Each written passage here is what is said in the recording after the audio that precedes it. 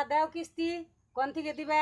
সারে রায় খার রয়েছে, কাজ কাম বাদ দিয়ে 1 মাস ভরে খেলা দেখলে, সারাদিন খালি ঘুমি পারলে। যে দল সাপোর্ট করছো অন হে দলের রায় কিস্তি দিয়া দেয় না।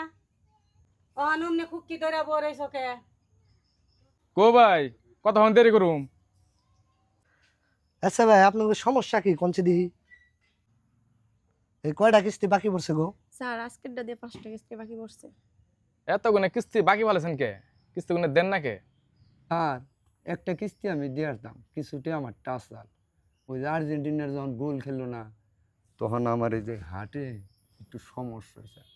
বাজারে যেয়ে এই যে একটা স্যালাইন নিয়েছিলাম, তাইতে এই যে আজকের কিস্তিটা আমি দিয়ে আনলাম না। শরীরটা খুব দুর্বল হয়ে গেছে স্যার। আসলে এই যে আর্জেন্টিনার হেরে যাওয়ার পর স্যালাইন যদি স্যার না নিতাম, তো আজকের কিস্তিটা দিয়ে আসতাম। তখন স্যার এই যে আগামীকাল তখন কাম করুন, আপনি কিস্তি আগামী সপ্তাহে কোনো ঠিক মতন দিব।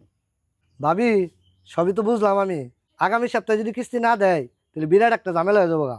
কাম যদি করে তাহলে কিস্তি দিয়ে হারবো, আমি না ঝামেলার মধ্যে যেটে হারুম না। ঠিক আছে স্যার, জান গা, কিস্তি চিন্তার করেন না, ওনা দিমনি আমি। আচ্ছা ঠিক আছে, চলো চলো।